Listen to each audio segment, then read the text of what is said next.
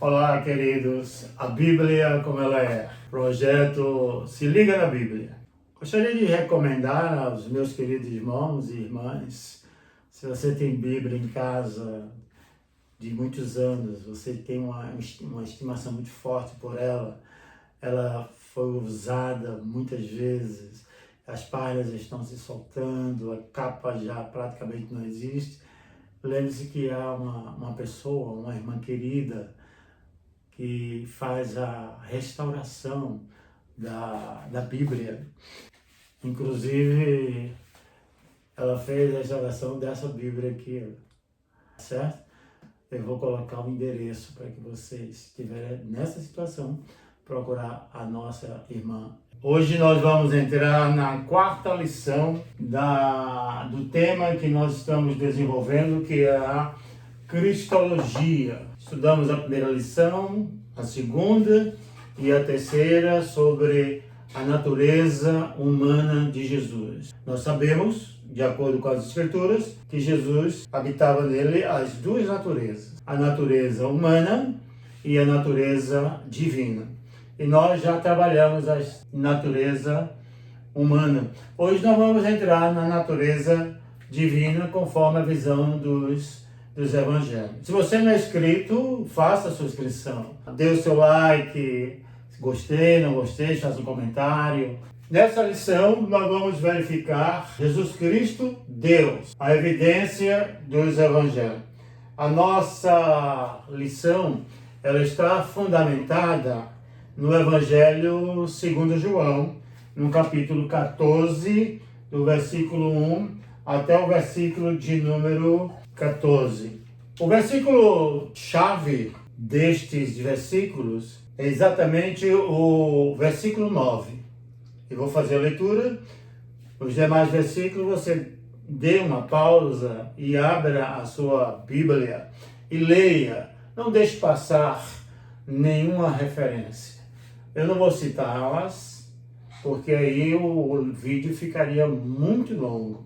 Então você dá pausa e lê os versículos. E aí você vai ter maior entendimento do tema e da cristologia. O versículo-chave está no capítulo 14, versículo 9, quando nós encontramos: disse-lhe Jesus, Filipe, há tanto tempo estou convosco e não me tens conhecido. Quem vê a mim, vê o Pai.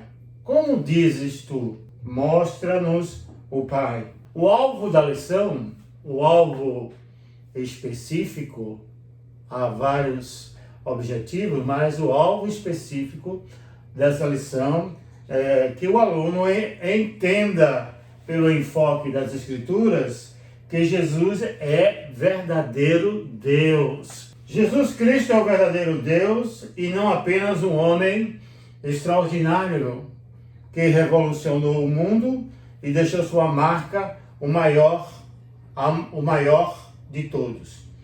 A deidade de Cristo é fundamental, sólido do cristianismo e desafio constante à verdadeira fé.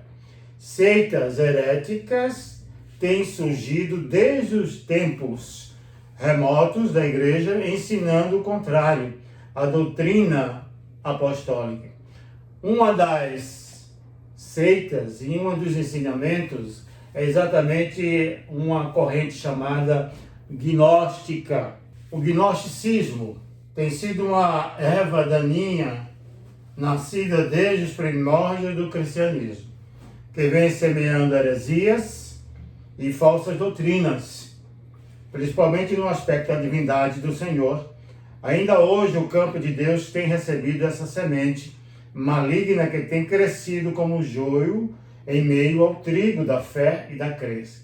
A heresia gnóstica tem minado o coração de muitos, pelas vastas literaturas esotéricas dos kardecistas e dos russelistas, chamados falsamente de testemunha de Jeová. Para algumas seitas, Jesus era apenas um homem extraordinário, um homem fantástico, um profeta, mas ele não era divino.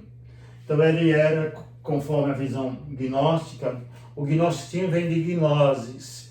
Gnosis quer dizer conhecimento. Gnosis, conhecimento. Então, através do conhecimento. Então, essa doutrina pregava que Jesus era um aeon, ou seja, Jesus era uma partícula divina apenas. Não havia nele a totalidade. Mas o apóstolo São Paulo, ele combatia exatamente essa questão, não é? Ele diz, cuidado que ninguém vos venha a enredar, ou seja, aprisionar com sua filosofia e vãs sutilezas, conforme a tradição dos homens, conforme os rudimentos do mundo e não segundo Cristo, porquanto nele habita corporalmente toda a plenitude divina. Colossenses, no capítulo 2, versículo 8 e 9.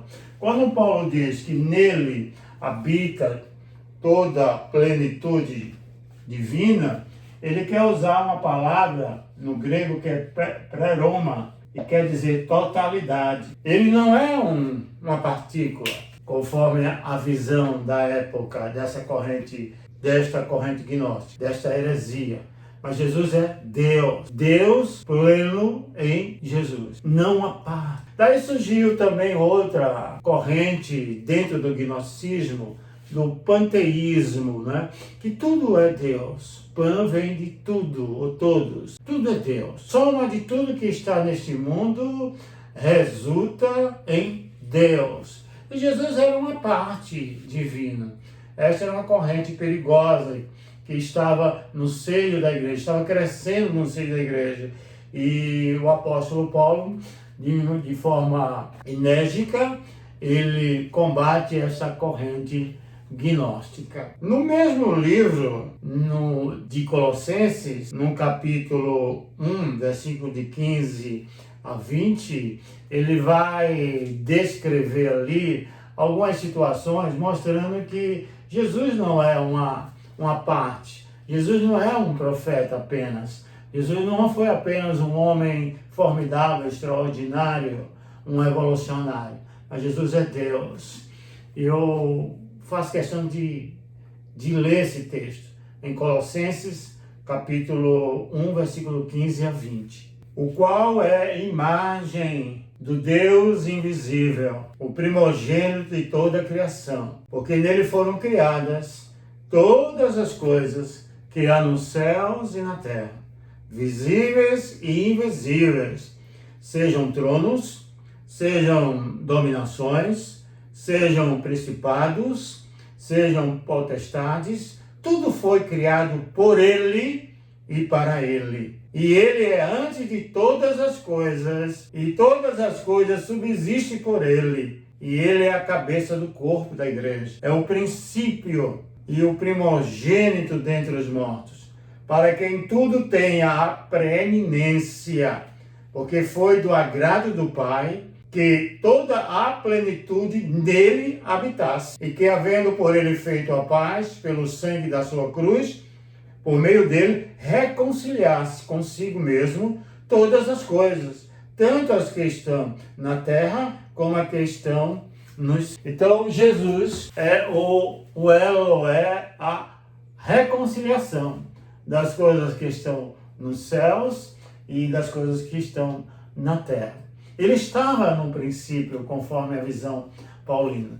Ele criou e todas as coisas foram criadas por ele. E nele está a plenitude. Ele é a imagem do Deus invisível. Se o Senhor Jesus fosse apenas um homem especial, um anjo ou um aeon, emanação divina, apossou-se no batismo, abandonando-o na cruz, como dizem os gnósticos. O cristianismo bíblico seria incoerente e falso. Vã seria a nossa fé, e o sangue dos mártires destes tempos passados teria sido derramado inutilmente. O Espírito Divino veio no batismo, E quando ele estava na cruz, ele se ausentou de Jesus Cristo. Isso significa uma coisa. Significa dizer que o sofrimento de Jesus foi uma ilusão. Ele não sofrera por nós, o Filho de Deus. Era apenas um homem que estava ali. Esta seria uma ideia, não é?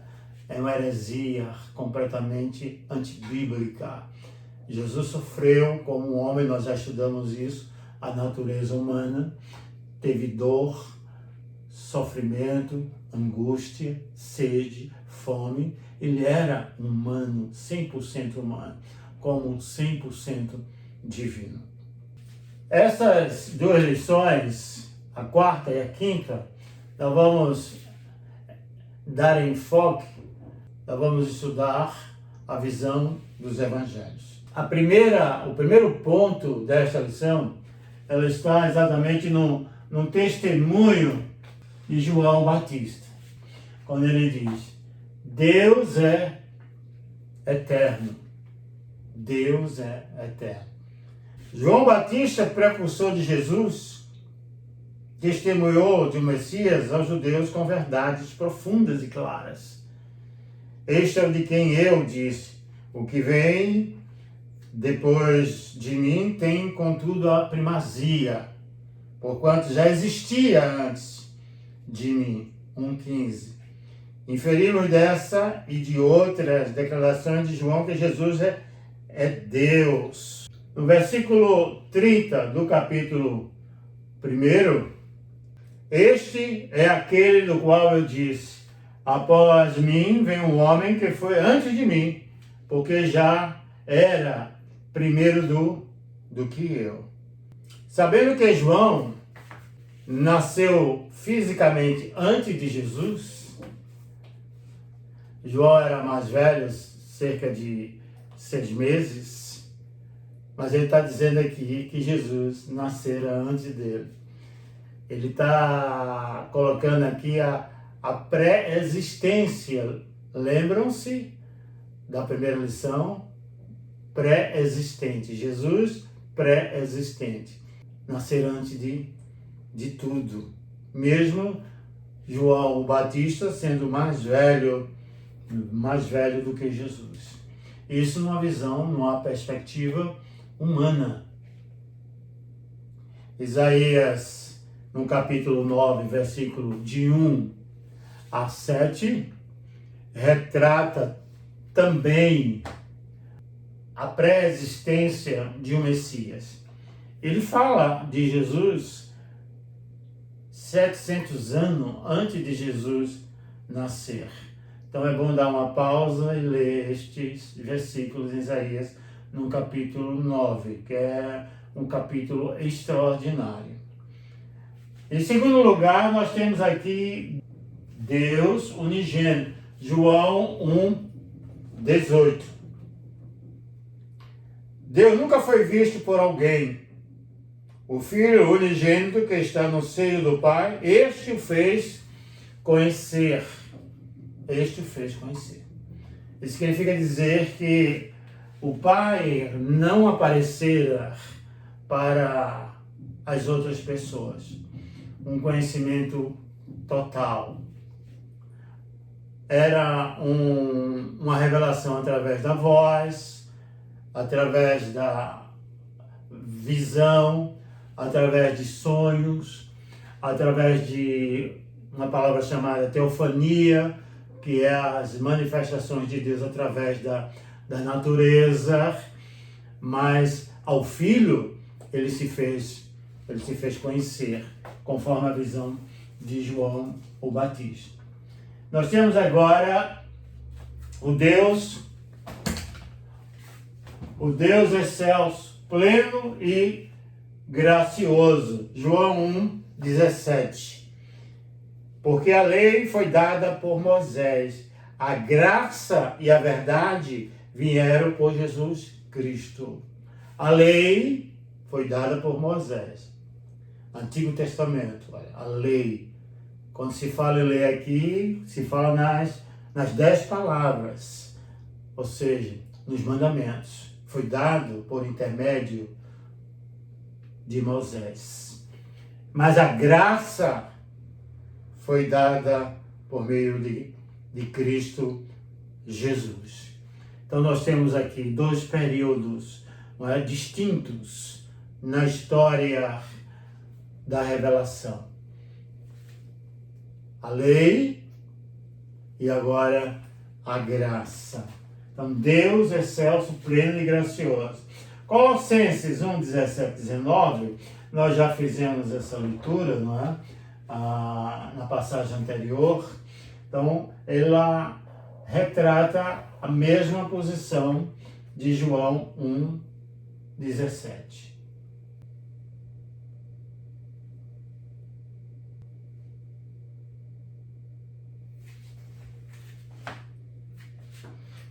No ponto 4, desenvolvendo ainda o testemunho de João Batista no Evangelho de João, ou nos Evangelhos, nós temos Deus e Senhor. Isaías 40, versículo 3, até o versículo de número 5, quando ele diz aqui: voz do que clama no deserto, preparai o caminho do Senhor, endireitai no ermo vereda ao nosso Deus. Todo vale será exaltado, e todo monte e todo outeiro serão abatidos. E o que está torcido se endireitará, e o que é áspero se aplanará. E a glória do Senhor se manifestará, e toda a carne juntamente verá que foi a boca do Senhor que disse isso.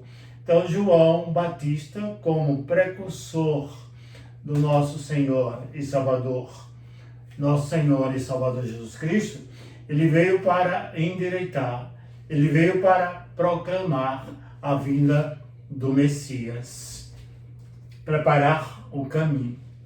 Havia um silêncio de quase 400 anos, que nós chamamos período interbíblico, ou seja, é um período que Deus não falou através de profetas escriturários, mas não significa dizer que Deus não estava agindo, mas foi um período que ele não usou a voz profética.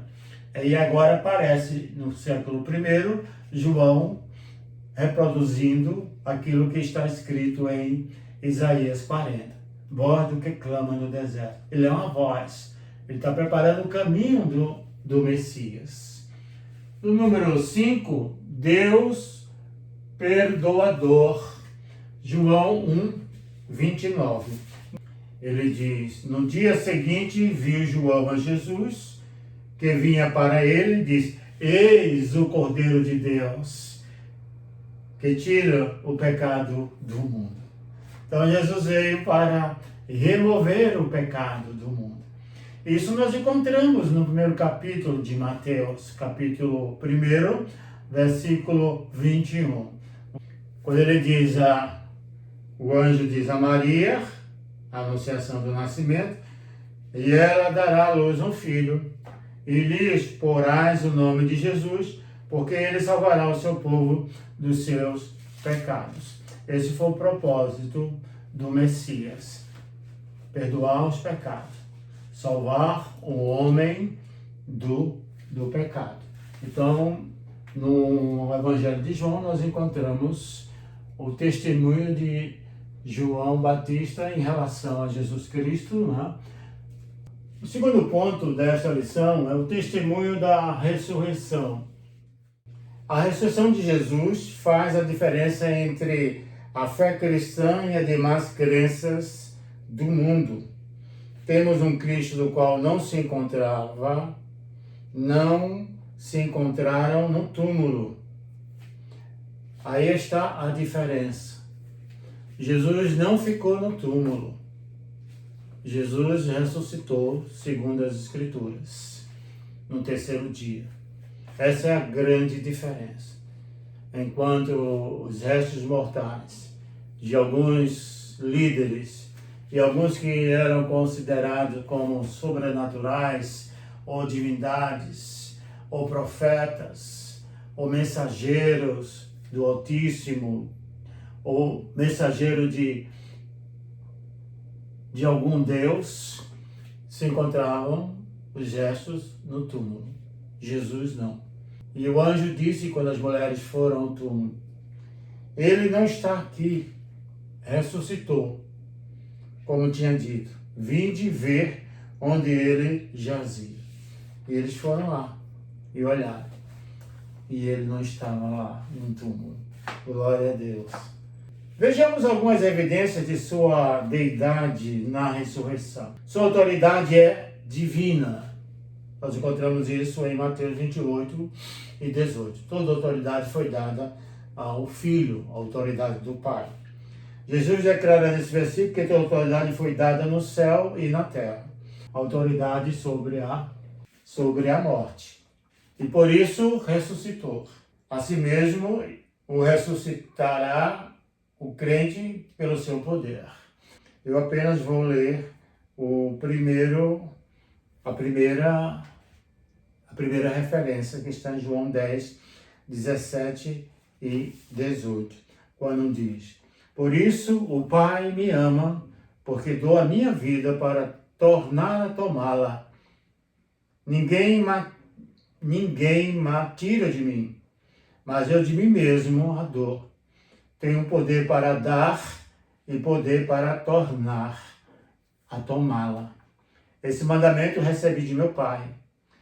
Tornou, pois, a haver divisão entre os judeus por causa destas palavras. Ele tem um poder da vida. Ele tem um poder sobre todas as coisas. Ele dá a vida e tem o poder de retornar a vida.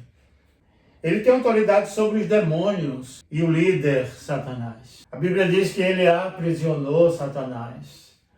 Ele tem poder, mas o poder dele é limitado. Ele nos resgatou da morte. A morte estava sob o domínio de Satanás. E agora Jesus nos resgatou. Pagou o preço, um alto preço pela nossa vida. E a autoridade exercida nas Escrituras, o diabo, os demônios se ajoelhavam e clamavam para que Jesus não mexesse com eles. É a autoridade dada do Pai ao Filho. Ele tem autoridade para salvar, a letra C. Ele tem autoridade para salvar. Hebreus capítulo 7, versículo 25, João 1,12 e João 10, 28. João 12 é bem conhecido, né? Jesus veio para os seus e os seus não receberam, mas todos aqueles que o receberam, deu-lhes o poder de se tornarem filhos de Deus. No livro de Hebreus vai delinear ou esboçar a mesma ideia de salvação. Jesus veio para isso, para salvar o homem. E qual seria a aplicação das evidências, né, desse momento aqui, desses 3 itens? Cristo só pode salvar porque é Deus Salvador. O mesmo Deus predito nas profecias. Então, ou seja, ele é o cumprimento das profecias. Ele veio no tempo certo, na hora certa, conforme o apóstolo Paulo vai dizer em Gálatas 4, versículo 4. E vindo à plenitude dos tempos, olha, plenitude dos tempos. Está em Gálatas 4, 4.